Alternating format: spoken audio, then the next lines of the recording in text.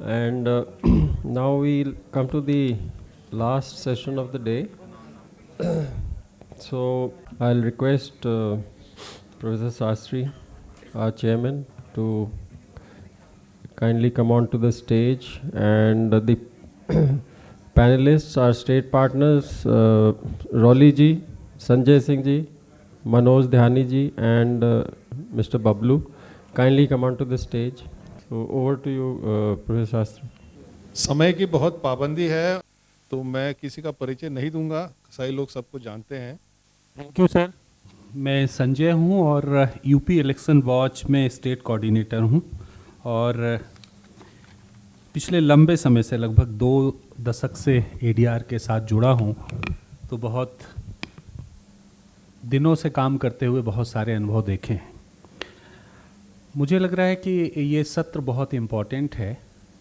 सौरभ जी चले गए, बाकी मैं उनके ही प्रदेश से आता हूं और उसी शहर से आता हूं। हम दोनों एक ही शहर से आते हैं, तो उन्होंने हिंदी में बोल के इसकी शुरुआत की थी, तो मैंने कहा कि मैं भी इसी परंपरा को जारी रखूं।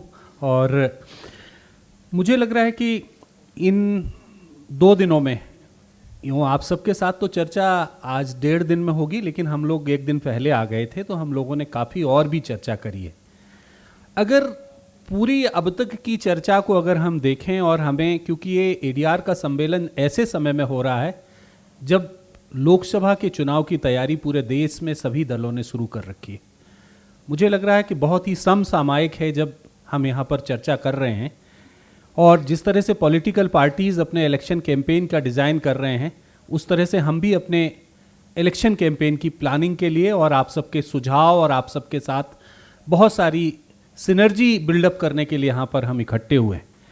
कुछ चीज़ें जो इन दिनों में जो इश्यूज़ निकल के आए हैं, जिन पे हमें फ्यूचर में डायरेक्शंस हमारा क्या होगा, हम टारगेट ग्रुप्स कौन होगा जिनके साथ हम काम करेंगे।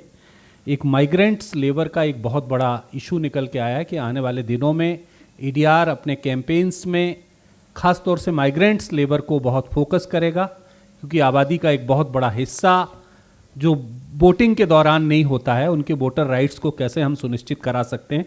This is a important things. Second, बहुत ही महत्वपूर्ण निकला रोल ऑफ यूथ, और ख़ास तौर से वोटर रोल में कैसे यूथ का पार्टिसिपेशंस हम इंक्रीज कर सकते हैं। बहुत सारा समय कम है, बहुत सारे रिसर्च में ये आ गया है कि यूथ का रुझान कम हो रहा है, बहुत सारे प्रेजेंटेशंस में आया, लेकिन हमारे लिए एक ये टारगेट ग्रुप है जिसमें हमें फोकस्ड करना है।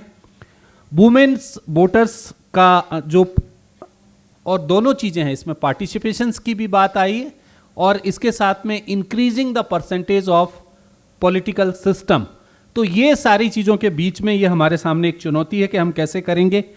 कल नोटा को लेके बहुत सारी चर्चा हुई कि नोटा, क्योंकि अब सरकार के स्तर पर इसको बहुत ही, जिसको कहा जाए कि तवज्जो नहीं दी जा रही है बहुत ही तरह से, तो इसको नोटा को कैसे हम देख सकते हैं। और एक और इम्पॉर्टेंट चीज़ निकल के आई कि जो डर का माहौल है वो वोटर्स के बीच में कैसे, ये फेयरलेस इन्वायरमेंट्स हम कैसे कर सकते हैं, ये एक इम्पॉर्टेंट सवाल हैं जिनके आधार पर हमारी कुछ चीज़ें जो हमारे लिए फ्यूचर कोर्स ऑफ एक्शन हैं जिन पे हमें ध्यान देना है, जिसमें कुछ आप सबके साथ चर्चा करके जो हमें समाधान दिख रहे हैं, जो भविष्य के लिए हमारा रोड मैप दिख रहा है, वो रोड मैप ये है कि यूज ऑफ टेक्नोलॉजी। मुझे लग रहा कि मुझसे पहले वाले सत्र में, चाहे वो मीडिया हो जिसमें हम आईटी की भी बात कर रहे हैं और टेक्नोलॉजी की, क्योंकि अब इसके बिना, और एडीआर की सबसे बड़ी ताकत यही है कि हमने इसके आधार पर जो आम मतदाता को अपने कैंडिडेट्स के बारे में सबसे ज़्यादा जानकारी उपलब्ध कराई है, तो हमें इसका और बेहतर उपयोग करना होगा, जिस पे हम लोग करेंगे निश्चित तौर से। रिसर्च और एडवोकेसी को हमें और बढ़ाना है और बढ़ाने की कोशिश करेंगे। और रिपोर्ट और पब्लिकेशंस बहुत इम्पॉर्टेंट्स है कि जो हमारी वोटर्स के इंफॉर्मेशंस बिल्ड करने के लिए हम जो टाइम टू टाइम रिपोर्ट्स जारी करते हैं, उनको कैसे हम रिपोर्ट्स को जारी करें और जारी करने के साथ साथ जो उनमें इशू निकल के आ रहे हैं वो एडवोकेसीज की तरफ ले जाने की बात करें।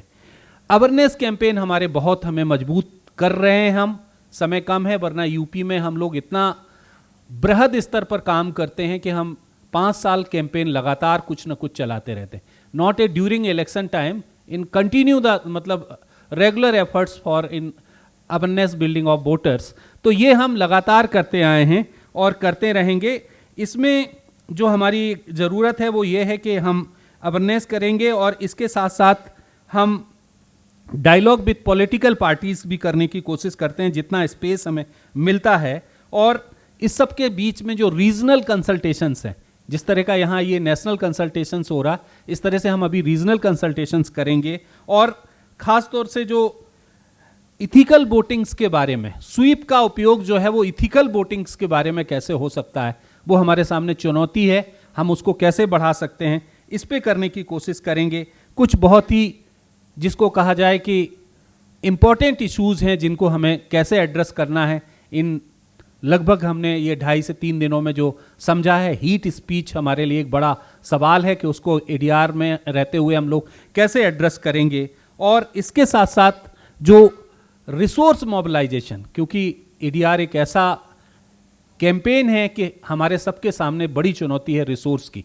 और हमारी ये पूरी कोशिश है कि हम ये कैसे ये एक आम आदमी का मतलब आम आदमी पार्टी नहीं, मैं जो यहाँ पे कहना चाहता हूँ कि कैसे ये पब्लिक मूवमेंट्स बने, कंट्रीब्यूशन सब जगह से आए. हमारे सामने रिसोर्स का बहुत संकट है. एडीआर आज के समय में इतने बड़े देश में एक संगठन और जिसके सामने फंडिंग एक बहुत बड़ी चुनौती है. ये लोकल बेस्ड फंडिंग हम कैसे बढ़ा सकें और कैसे इन चीज़ों को लाएं कि ताकि हम इस काम को और प्रभावशाली ढंग से कर सकें. और ख़ास तौर से यूथ का पार्टिसिपेशन हम अपने कैंपेन में कैसे बढ़ा सकें. और वो भी एक इम्पॉर्टेंट बात होती है कि जब हम बात करते हैं तटस्थता के तौर पे, निश्चित तौर से मैं आपको बताना चाहूँगा कि ये इतना कठिन काम है कि इस काम को करते समय उत्तर प्रदेश में तो हर बार जब हम रिपोर्ट जारी करते हैं उसके 3-4 दिन तक मुझे बस एक ही चीज़ का सामना करना पड़ता है कि अब उठा लिए जाएंगे, अब डरा दिए जाएंगे, अब ये कर दिए जाएंगे. इतने बार मतलब जो धमकियां हैं वो इतने पास से गुजरती हैं कि अब लगता है कि अब बचेंगे या रहेंगे या बचेंगे या रहेंगे. तो मुझे लगता है कि आप सब ने जो यहाँ पे हमें ऊर्जा दी है इन 2 दिनों में, सबका जो समर्थन इस हॉल के अंदर, यूथ पार्टिसिपेशन और सब ने, तो निश्चित तौर से हम एक सवाल के साथ में कि होंगे कामयाब एक दिन. धन्यवाद. So I will request Bablu ji, and you are from a state which is very much in the news. I'll let you speak a little bit of introduction and then tell us whatever you have to say. Thank you very much, sir. Yeah, it is indeed my first exposure to ADR, my first meeting physically, even though I was there in a few online meetings. So I am very deeply impressed by the way citizens are coming together to protect democracy. And this makes me, this makes a lot more sense to me because I am also constantly in touch with many of the MPs and MLAs from Myanmar who are now settling in the borders in Manipur and in Mizoram, where they fought an election, they went to the capital, they were going to take over the government, and they found that they had a coup, and they have to leave everything and run to the border, and now got fixed in the border, again, not able to come out of that, because also India doesn't have a very good refugee policy, but the value of this kind of a democracy and how democracy can be sustained from this passion, that we are seeing in this room for the last 3 years have made me feel that at least in India, democracy, we know we are running into serious trouble now, but so long as this passion and this ownership by the people is there, we are still safe and we are still far from where Myanmar is today. But being a border state, the impact of what is happening in Myanmar is already felt in Manipur today. And perhaps it requires also the kind of democratic spirit from the rest of the country to save democracy in those parts of the world as well. Already some very specific issues that Northeast face have come up. I think notably the way in which the local self-governance institutions are so very different in that area. because rather than Panchayati Raj, some of the Panchayati Raj institutions are also there in Assam, Tripura, and Manipur, but also very unique institutions in the form of sixth schedule and other alternative ways of decentralization are there in the Northeast, and perhaps it requires some attention. And also the other point that also came up is that how, even though we think these are very remote areas and democracy is, the corruption level is less, but the truth is the per capita spending of election in the state of Manipur and Mizoram and Arunachal Pradesh is perhaps one of the highest. Nitin have brought this out very well, and we need a closer look to this. I would like to point out basically 3 points which are very unique to the Northeast dynamics of election. First is the whole existence of large number of ethno-nationalists movements and aspirations. What we see here in the rest of the country as caste dynamics, which fortunately has been worked out to the last hilt by Baba Saheb Ambedkar and people of their stature. Unfortunately, how to deal with these ethnic kind of rivalries and conflicts have not been dealt to the extent that we have, it is required. For example, when we look at minority concept in the Constitution, we have only 2 categories of minority, religious and linguistic. Whereas if you look at the United Nations Declaration on Rights of Minority, you have 2 more other categories, nationality and ethnic minority. Whereas in the Northeast, ethnic and national minority are a reality of politics every day. We don't find a mention of it in the Constitution. So we feel that there is a gap in terms of how we brought the issue of these people in the discourse, the policy discourse of the country. So the problem that is happening in Manipur today between the Kukis and the Meitei, everybody is trying to put it in the Hindu-Christian dynamics, whereas the dynamics are very, very different there. I mean, some of them have come out, but unfortunately it has not been picked up by the policy discourse of this country, and so there's a lot of misunderstanding of how to represent that issue. The second point that I would like to point out is the whole issue of presence of large number of armed groups. Even though it initially started in the 50s with the Naga insurgency, it has gone much, much more complex. And armed groups are not necessarily fighting the state. Some of them are getting stipend, 6,000 rupees every month from the Union Home Ministry. They have suspension of operation arrangement. They can have designated camps. So it's a very complex interplay of these groups. And recently, I don't know whether you observed them in the newspaper, Amit Sahaji was in Manipur in 2022 negotiating with some of these armed groups that they will support BJP during the election, and after the election, now they are bringing out those documents that they have signed and said, you have not fulfilled those promises. The dynamics of how these armed groups play is a very complex kind of dynamics, and they say in the hill districts, it is not election but selection. Whatever these big guns and armed groups select automatically wins. The returning officer cannot dare challenge the diktat of these big guns, and therefore many of the BJP MLAs people do won because there was this understanding. Unfortunately, their agenda becomes highlighted for that specific purpose. The third big elephant in the Northeast politics today is the black money. As we have all pointed out quite clearly, electoral bond is but a tip of the iceberg. The black money in which that plays into politics is very, very real.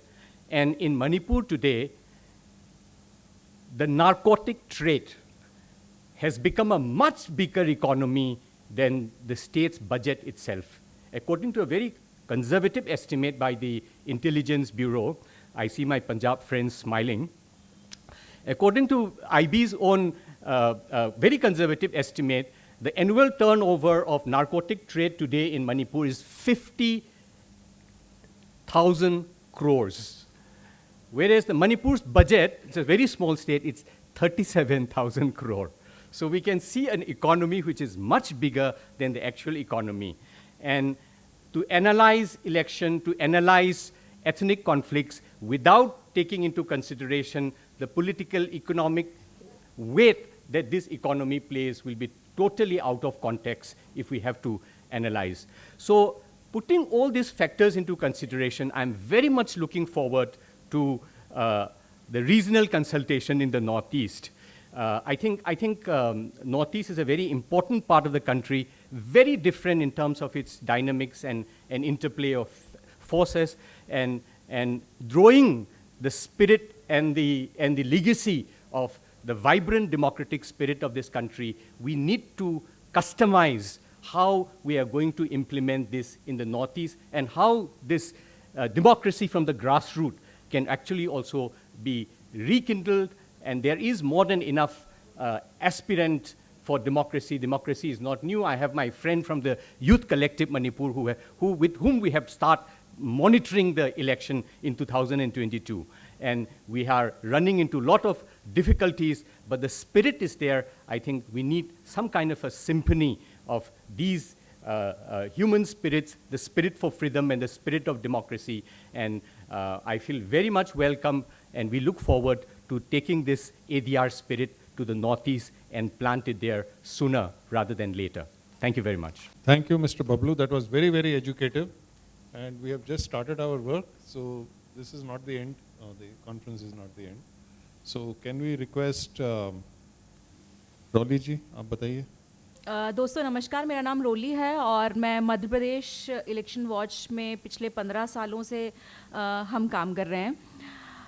दोस्तों इस बार जो पिछले elections था लोकसभा का और मध्य प्रदेश का जो विधानसभा का इलेक्शन था, और ये 5 सालों में बहुत सारी चीज़ों में बदलाव आया है. जो क्योंकि हम लोग जो प्रोसेस करते थे कि क्रिमिनलिटी पे बात करते थे, मनी और मसल पावर की बात करते थे, पर इस बार का इलेक्शन और भी बहुत सारी चीज़ों को लेकर आया है. जैसे पिछली बार हम बात कर रहे थे हेट स्पीच पर इस बार हमें लगता है कि शायद उस पर हमें और ज़्यादा ध्यान देने की ज़रूरत है. तो ये जो पूरा जो कॉन्टेक्स्ट है इस बार का इलेक्शन, हम सब ADR के साथ ही, चाहे वो किसी भी स्टेट के हों, हम सबको थोड़ा अलग तरीके से शायद सोचने की ज़रूरत है. क्योंकि अभी तक इससे पहले हम लोगों ने इलेक्टोरल रोल पर बहुत ज़्यादा काम नहीं किया था, क्योंकि कई सारे इलेक्शंस इस बीच में हुए हैं और उस इलेक्शंस में हमने देखा है कि वोटर ID अचानक लोगों के नाम वोटर लिस्ट से हटा दिए जाना. फिर मान लीजिए कि एक फैमिली का कोई एक व्यक्ति इस वार्ड में है तो दूसरे फैमिली का व्यक्ति का जो पोलिंग बूथ है वो दूसरी जगह शिफ्ट कर देना, तो जिससे कि वोटर इधर उधर शिफ्ट हो. इस प्रकार की बहुत सारी कॉन्स्पिरेसीज जो है वो लास्ट इलेक्शंस में देखी गई है. तो हमें लग रहा था कि और इस माइनॉरिटीज़ के जो वोट काटना, जो माइनॉरिटीज़ हैं उनके मतलब वोटर लिस्ट से नाम डिलीट करना, तो इस सब चीज़ों पे भी इस बार ADR के लेवल पर हमें लगता है कि हमें इसको देखना चाहिए. और जो नए वोटर्स हैं या जो जिनके नाम कट गए हैं उनको भी हमको ये देखना पड़ेगा कि उनके नाम कैसे जुड़ेंगे. तो एक ये पूरा एक जो प्रोसेस है ADR का, इस बार हमको लगता है कि हमको इलेक्टोरल वॉच पर भी, जो इलेक्टोरल रोल है उसके वॉच पर भी हमें काम करना चाहिए. तो एक तो ये चीज़ है. दूसरी चीज़ हमें ये समझ में आ रही है कि जैसे कि सभी का ये कहना है, लास्ट जो सेशंस हुए थे कि युवा वोटर बहुत सारे हैं, लेकिन एक चीज़ जो हमें समझ में आ रही थी कि युवा वोटर हैं तो बहुत सारे, लेकिन उसमें कई सारे ऐसे हैं जो कि बाहर माइग्रेट करके पढ़ रहे हैं, तो वो वोट देने कई बार अपने घर नहीं जाते हैं और वो बहुत कॉमन फेनोमेना है. पर जब हम युवाओं, क्योंकि जब ADR बात करता है तो बहुत न्यूट्रल होकर बात करता है, लेकिन अभी जो एक पूरा जो माहौल क्रिएट हुआ है उसमें ज़्यादातर आपको युवा किसी ना किसी एक विचारधारा के साथ जुड़ा हुआ आपको ज़रूर ही मिल जाएगा. तो उन युवाओं के साथ भी इस तरीके के मुद्दे पर जो कि ADR उठाता है, उस मुद्दे पर बात करना थोड़ा चैलेंजिंग है एज़ कम्पेयर टू मतलब पिछले इलेक्शंस में भी, क्योंकि पिछले इलेक्शंस में हमने युवाओं के साथ काफ़ी काम किया है, लेकिन ये इलेक्शंस हमारे लिए थोड़ा ज़्यादा चैलेंजिंग है. महिलाओं का जो हमने बात की है, तो महिलाओं के साथ भी, क्योंकि महिला कंपेयर अगर करेंगे तो महिला और पुरुष का लगभग एक जो वोटिंग परसेंटेज है वो लगभग बराबर होता है मध्य प्रदेश के कॉन्टेक्स्ट में अगर मैं बात करूं तो. और भी अगर लोकसभा में भी थोड़ा बहुत ही परसेंटेज के हिसाब से थोड़ा बहुत अंतर आता है, तो महिलाओं वोटर के साथ भी हमें उसी लहजे में काम करना पड़ेगा। एक और चीज़ हमें समझ में आ रही थी कि हम जो कुछ रिसर्च करते हैं, जैसे कि वो इलेक्शंस, क्योंकि मध्य प्रदेश में अभी इलेक्शंस हैं, तो कुछ रिसर्चेस हमको प्लान करनी चाहिए, जिसमें कि जैसे कि जो क्रिमिनलिटी का एक ADR का ही पिटिशन है, जिसमें वो बात करते हैं कि फास्ट ट्रैक कोर्ट में जो केसेस जा रहे हैं, तो कुछ RTI उस तरीके से भी हम पुश कर सकते हैं कि फास्ट ट्रैक कोर्ट में कितने मामले चल रहे हैं, उनका क्या हाल हुआ है। तो जब हमारा ये इलेक्शंस आएगा, जिस भी स्टेट्स में है या लोकसभा इलेक्शंस में भी जब आएगा, तो हमें ये सारा डेटा हमारे काम आएगा, क्योंकि जब हम मीडिया को ये प्रेस कॉन्फ्रेंसेस करते हैं और ये डेटा देते हैं, तो मीडिया कुछ स्टोरीज को अलग तरीके से देखता है, क्योंकि उनको कुछ थोड़ा डिफरेंट तरीके से चाहिए होता है, कुछ डिटेल चाहिए होता है। तो अगर ये सारी चीज़ें हमारे पास होंगी तो और हमारे काम में थोड़ी हमें ज़्यादा मेहनत मिलेगी।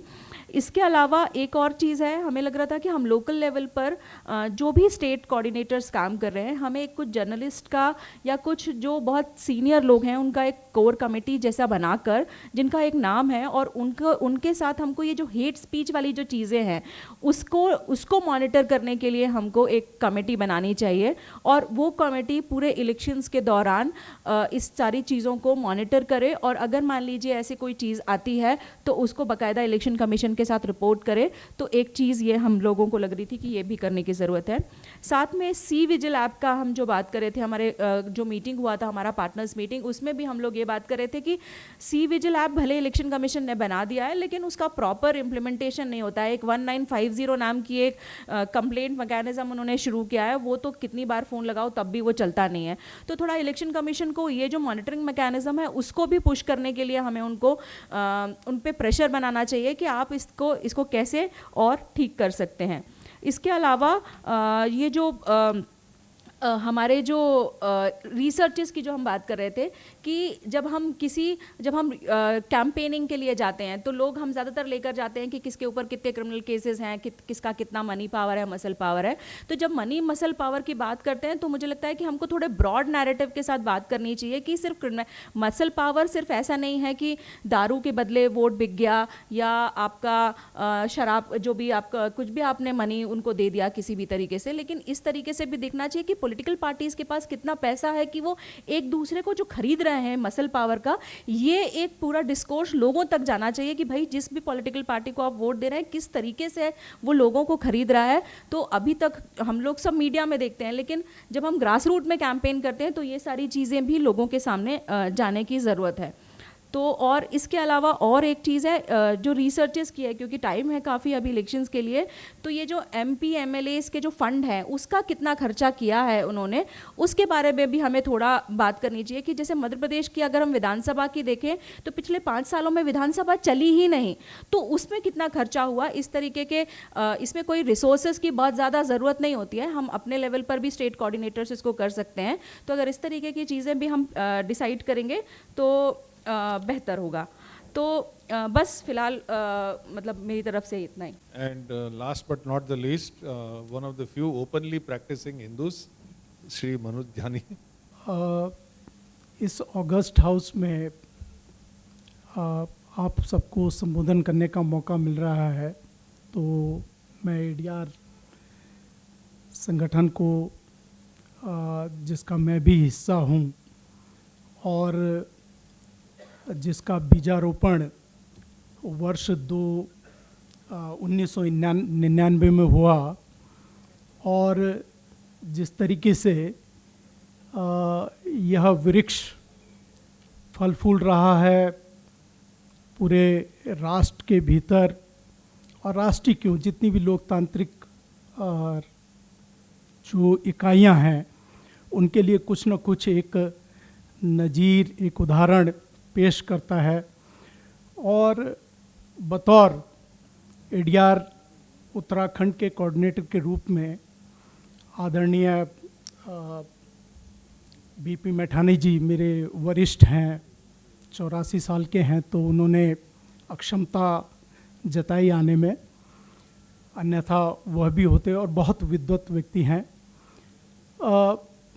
मैं एक बात जो कथन करना चाहता हूँ, श्रीमद् भागवत गीता में एक श्लोक है, यत यत आचरति श्रेष्ठः तत तत एव इतरः जना सा यत प्रमाणम कुरुते लोकः तत् अनुवर्तते। इसका अर्थ है जो श्रेष्ठ जन प्रमाण के साथ स्थापित करते हैं उसे बाकी सब जन आत्मसात कर लेते हैं और उसका अनुसरण करने लग जाते हैं।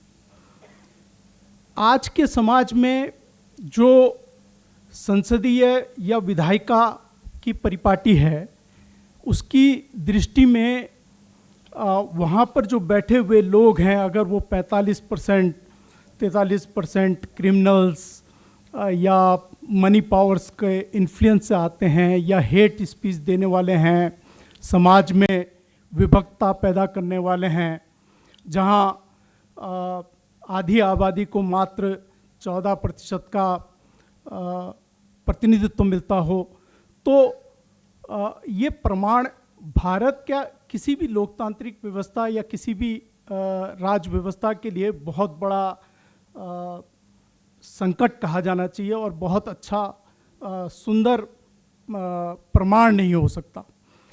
तो उस चीज़ को ठीक करने के लिए, उस चीज़ की उस दृष्टि को सही ढंग से रूपांतरित करने के लिए, सही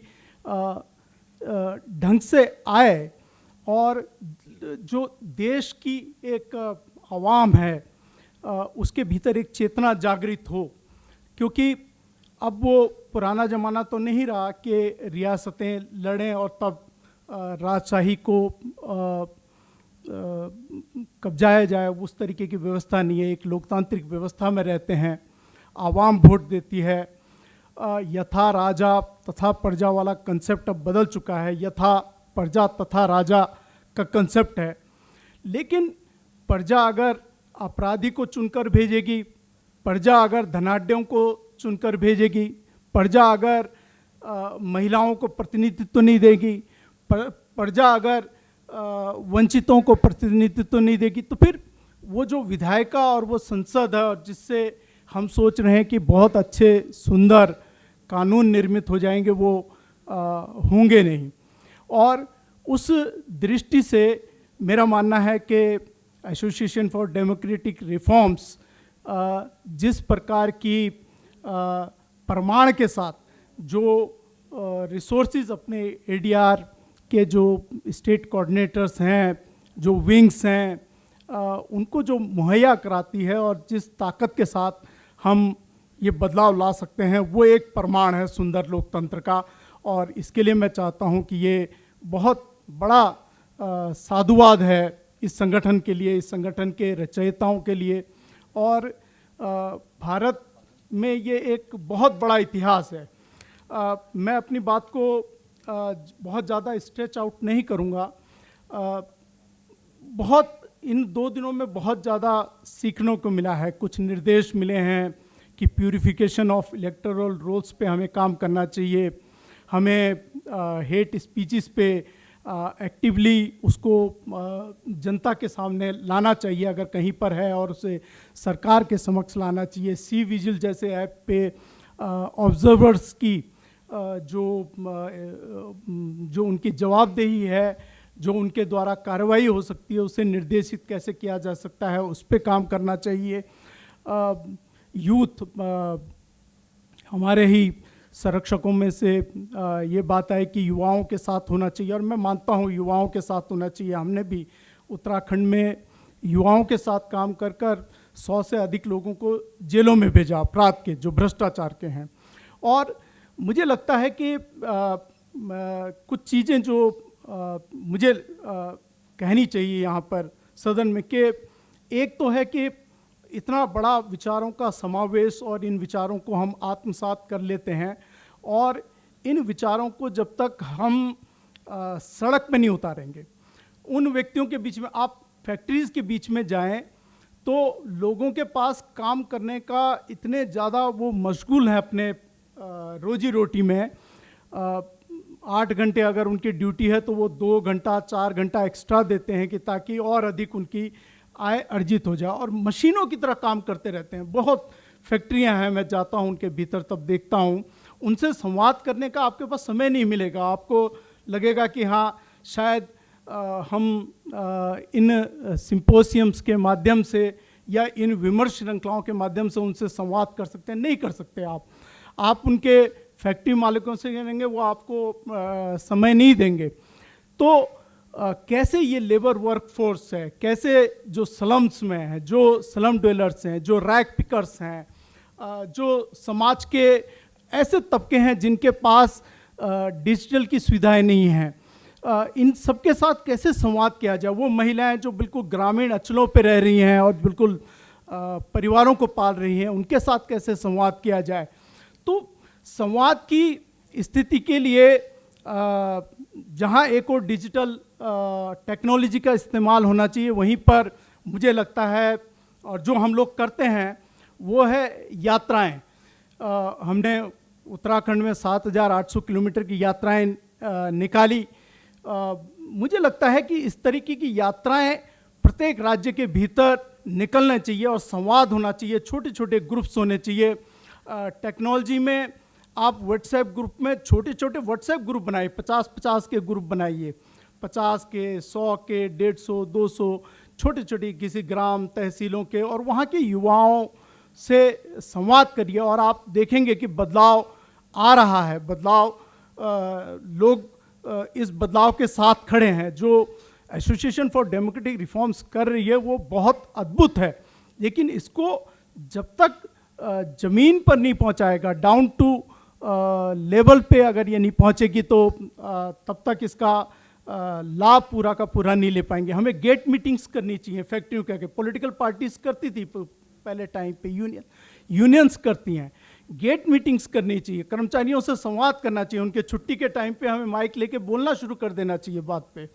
गेट मीटिंग्स बहुत बड़ा इम्पोर्टेंट हिस्सा है। यूनिवर्सिटीज़, कॉलेजेस में गेट मीटिंग्स, उनके बीच में अगर मौका मिलता है तो उनके क्लासेस में जाकर संवाद करने चाहिए। हमने किए हैं यूनिवर्सिटीज़ वगैरह में, और युवा सुनता है और सक्रिय रूप से भागीदारी करने लग जाता है, ऐसा भी हमने देखा है। प्लेकार्ड राइटिंग्स बहुत इम्पोर्टेंट फैक्टर है। एक बहुत अच्छा सुझाव आया था कि बच्चे लिखें कि your vote is my future. वो छोटे छोटे बच्चों से, मुझे लगता है ये ऐसा इम्पोर्टेंट सुझाव था जो पहले दिन का था, जिसमें एडीआर के स्टेट कोऑर्डिनेटर्स बैठे हुए थे, तो वहाँ पर ये सुझाव आया। तो कम से कम उत्तराखंड में तो हम इसे बिल्कुल इस्तेमाल करेंगे। स्ट्रीट प्लेज हैं, हमारे को बहुत सारे के सारे, एक हमारी मोडस ऑपरेंडी हर समय रहती है कि हम सिर्फ कंसंट्रेशन ना करें। जैसे हमारा उत्तराखंड है तो बहुत बड़ा व्यापक एरिया है, पहाड़ की कंस्टिट्यूएंसीज अलग हैं, प्लेन्स की कंस्टिट्यूएंसीज हैं, जौनसार, रवालता, रवाई, टिहरी गढ़वाल, पौड़ी गढ़वाल, कुमाऊं मंडल बहुत बड़ा है, और उसके बाद प्लेन्स का बहुत बड़ा एरिया है। अगर हम देहरादून में केंद्रित होकर अगर वहाँ से संवाद करेंगे तो वो पहुँचता भी नहीं है। और आजकल अखबारों का ये आलम है कि वो एक पन्ने की अखबार एक पन्ने में छापता है और वो भी एक क्षेत्र विशेष से आगे नहीं जाता। तो जहाँ डिजिटल मीडिया हमारे को हेल्प आउट कर सकता है, उससे भी अधिक ये है कि हम स्प्रेड आउट हों। हम जो विभिन्न कैंट क्षेत्र हैं, थाना क्षेत्र हैं, तहसील क्षेत्रों में हैं, वहाँ अपनी एक्टिविटीज़ को ले जाएं ताकि वो वहाँ तक पहुँचे। बहुत सारी चीज़ें हैं जिसे किया जा सकता है, बहुत सारी चीज़ें, बहुत सारा ज्ञान एडीआर के माध्यम से मैं लेके जा रहा हूँ। आप सभी ने जाना भी है, समय की पाबंदी पहले ही रेस्ट्रिक्ट की हुई है, तो मैं सिर्फ दोबारा एक श्रीमद् भागवत गीता से ही एक कोट करते हुए बात जरूर रखना चाहूँगा। ये हमारे बार बार ये बात है कि अश्वत्थामा, महाभारत का जिक्र आया कि अश्वत्थामा जी को धोखे से मार दिया गया। शत्रु को धोखे से नहीं मारा जाता, शत्रु को सिर्फ मारा जाता है। और शत्रु के साथ आप सिद्धांतों के साथ नहीं चल सकते। तो मैं जो बात कहना चाहता हूँ ये कहना चाहता हूँ कि जिस प्रकार से कृष्ण ने अर्जुन को कहा था कि उठाओ गांडीव और अपने भय और जो आपके भीतर के द्वेष हैं उनको त्याग करो और अन्याय के खिलाफ लड़ो। आप उसके खिलाफ लड़ो कि जो माँ द्रौपदी का चीरहरण हुआ था उसके खिलाफ खड़े हुए। उन लोगों की तरफ मत बनिए जो कौरव मंडल में भीष्म पितामह, द्रोणाचार्य, दुर्योधन, दुशासन, कृपाचार्य तमाम लोग बैठे रहे और एक महिला का अपमान होता रहा लेकिन मौन धारण करे रहे। ऐसे लोगों की श्रेणी में हमें नहीं आना चाहिए। हमारे को सत्य के साथ खड़े होकर लड़ना चाहिए। जय भारत, जय उत्तराखंड, हरे कृष्णा, जय लोकतंत्र। बहुत बहुत धन्यवाद। खास तौर से जो अंतिम संदेश आपने दिया, बहुत बहुत धन्यवाद। So how are we doing on time? I think we are running out of time. So मैं ये कहना चाहता हूँ कि अपना काम अभी शुरू हुआ है। ये कॉन्फ्रेंस समाप्त हो गया इसका मतलब नहीं कि काम खत्म हुआ है। और आप लोगों ने बहुत सारे आइडियाज़ भी दिए हैं, तो हम फॉलोअप प्लान अभी बना रहे हैं। और भी अगर आपके सुझाव हैं तो जरूर दीजिएगा। So thank you very much, and from our side, this panel, thanks to all the panelists, and over to General Verma.